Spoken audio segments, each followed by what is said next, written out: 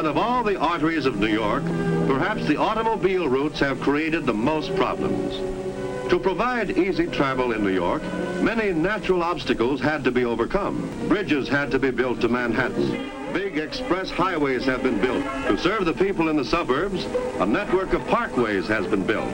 Today, New York City is arguably choking from the success of Robert Moses's road building program. Mr. Moses, of course, you've had many years as a planner of parkways and housing. Unless we launch a much larger program, we're going to face a situation where we can't accommodate the output of cars. Such infrastructure was considered vital to the health of New York City's economy, but that car-focused vision has come back to haunt the city.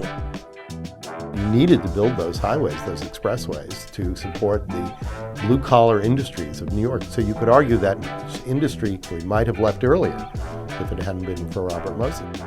In the United States, drivers lost an average of 36 hours due to congestion. The Big Apple tops the list with 102 hours lost in traffic in 2021. Well, it still takes me about 30 minutes to get across a few blocks of 44th or 45th Street. That was bad planning that permitted that. In an effort to bring the problem under control, the city has for more than a decade been pushing to implement the nation's first congestion pricing scheme. Congestion pricing is a tax imposed on drivers entering car-clogged cities. It reduces congestion, cuts car-related pollution, and provides a new source of revenue for public transit. In an effort to reduce street gridlock and bring funds to the cash-strapped MTA, New York City may soon levy a surcharge of up to $23 on vehicles that enter Manhattan below 60th Street. But not all welcome the plan. Bronx and Staten Island residents fear the scheme will push Manhattan's traffic to the outer boroughs and increase pollution in the neighborhoods already inhaling some of the city's most contaminated air. Across the Hudson River, New Jersey motorists say congestion pricing unfairly burdens those who already pay high bridge and tunnel tolls. And even in downtown Manhattan, one of the city's most congested areas, small businesses are concerned that the plan might discourage commerce and customer traffic.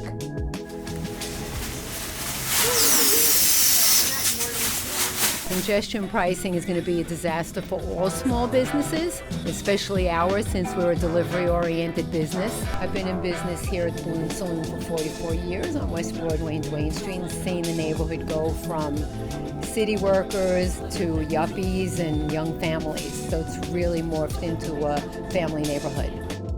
Community advocate Jerry Chan shared with us over the phone that congestion pricing will discourage visitors who drive into Chinatown to have dinner.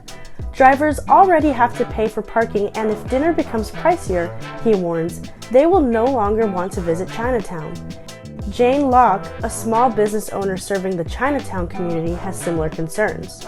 If a certain amount of your business relies on a clientele that comes from outside, if it's not easy for them for whatever reason, their age, they're scared of subways, they're in a transit desert where it's not easy for them to come in except through a vehicle of some sort, that basically cuts that revenue stream off completely. We sell home goods and appliances, including, like, for example, cookware that is specifically geared towards, like, Chinese cooking. Obviously, I serve the Chinatown community, and that's definitely not just in Chinatown. It's the extended Chinatown diaspora in New York City and even into New Jersey. So we have people coming in from all these places because they seek a kind of culturally competent service for what they're looking for, and I think that's true for many businesses in Chinatown. I feel like New York City is New York City because everyone can go everywhere cheaply and easily, and it's like that's how you get the interconnected city, and this seems to run completely counter to that. Community board member Jess Coleman shared why, despite the cons, he believes congestion pricing will help small businesses.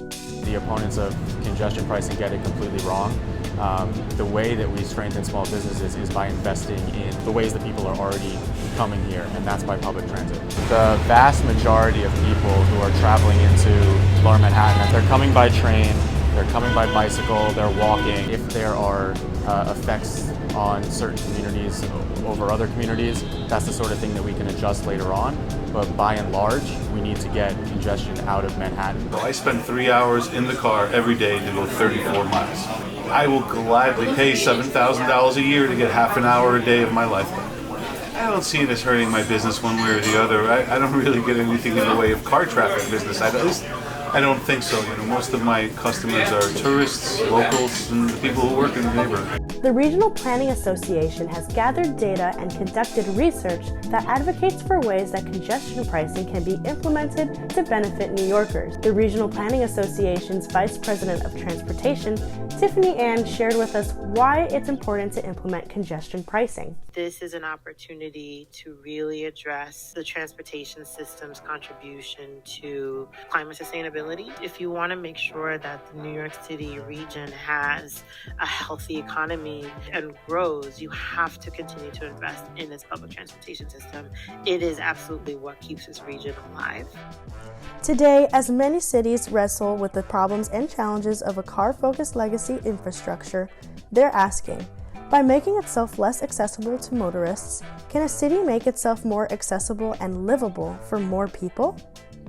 The days were that we built our way out of the problem, and that was the story of, Robert Moses and other people. So, to some degree, he was responsible for the mid-century success as well as the mid-century problems and failures, if you will, of New York. I think congestion pricing is a really classic urban issue. When you get a lot of people together in the same place, not everybody can have what they want. So what's at stake is who's going to be served and who is the city for.